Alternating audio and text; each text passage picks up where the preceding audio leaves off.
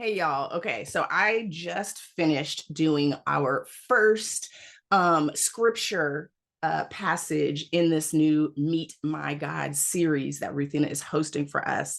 And I loved how quick and simple and to the point, but still really thought-provoking that the podcast episode was. So that was perfect for me. I would love to hear what you guys think. Definitely join in the chat. But I also wanted to share some other insights that I was thinking about that I had actually jotted down when I had been doing a study of these same passages a while back. And one of the things that she had pointed out, which I loved, was how you can't always take everybody along with you for the ride.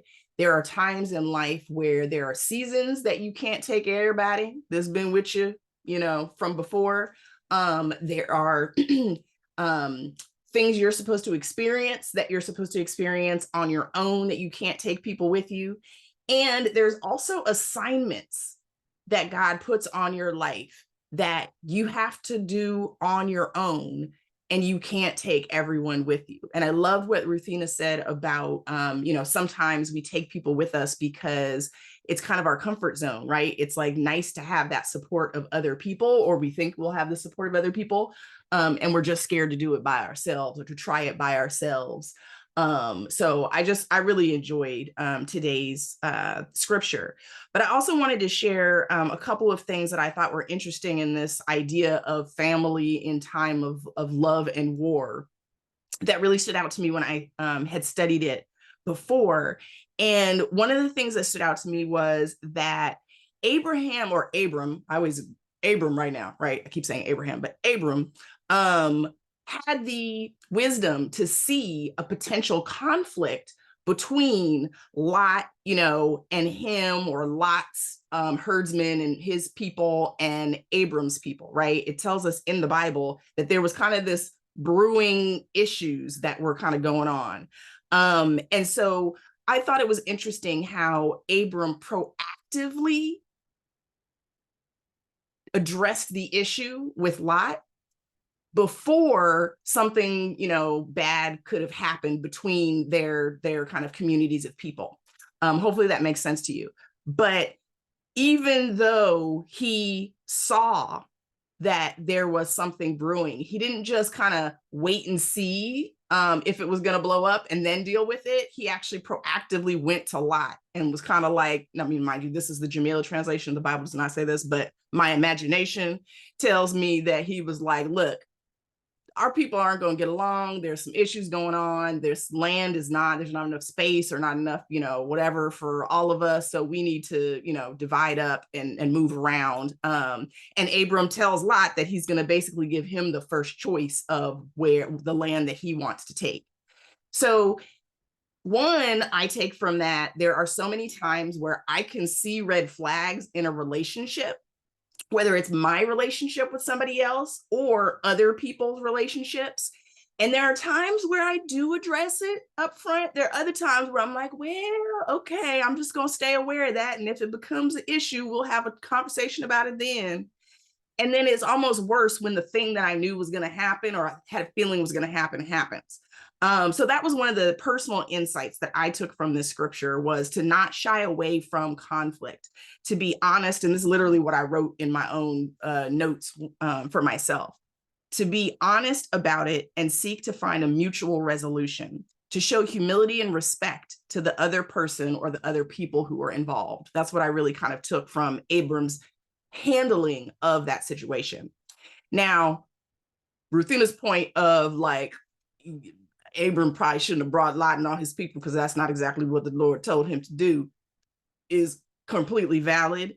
But one of the other things that I thought was really interesting when I had studied this before was, in one way, I respect that Abram, even though he was Lot's uncle, so technically he's the elder to his nephew Lot, he gave Lot first choice over what land he wanted to move to, right? Which seems like a very nice way to resolve any potential conflict. And I can see where I do that myself, where I see a conflict coming, and so I go to somebody and I offer them to make a decision or to make a choice or the best of whatever, and I'll take the worst option or the you know, the good, better, best. I'll, you know, they can have the best option, I'll take the good option, to ease conflict. But sometimes that's not always the right decision, because we can see here that Lot, then basically the Bible tells us that Lot chose the choice piece of land. I wrote it down. Okay, here's where I wrote it.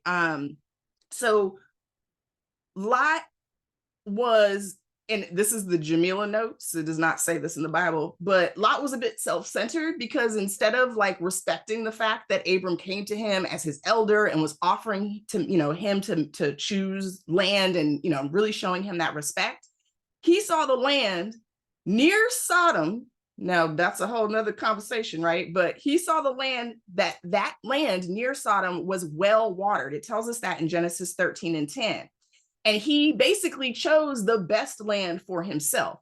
Even though Abram gave him the first choice, he could have proposed something that was like mutually beneficial or whatever. And even though that area was great for like raising his herd, he chose it probably because he knew that it was the best land. And it literally, it says that, like I said, if you read in Genesis 13:10, it says it was well watered and all of these things.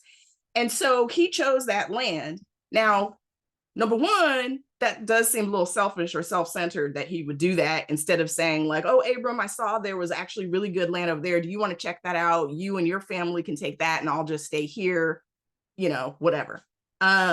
But he also chose the land that was very close to people who were sinners. The Bible also tells us that basically that they split up and Lot moved to this land that was closer to where the people were wicked and not worshiping God.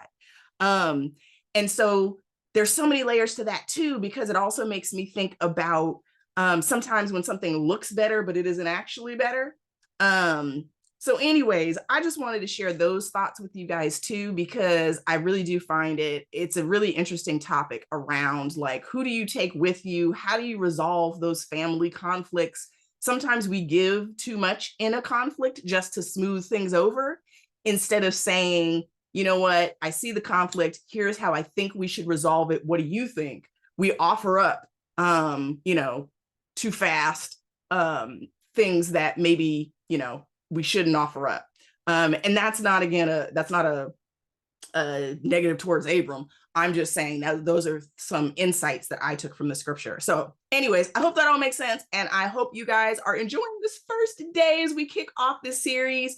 I am very excited. This is just a little tidbit of what's to come. I'm so excited about the blog posts that Ruthenna is going to be sharing. She told me that there is a lot of just her own personal observations in them, which I think a lot of us can really relate to.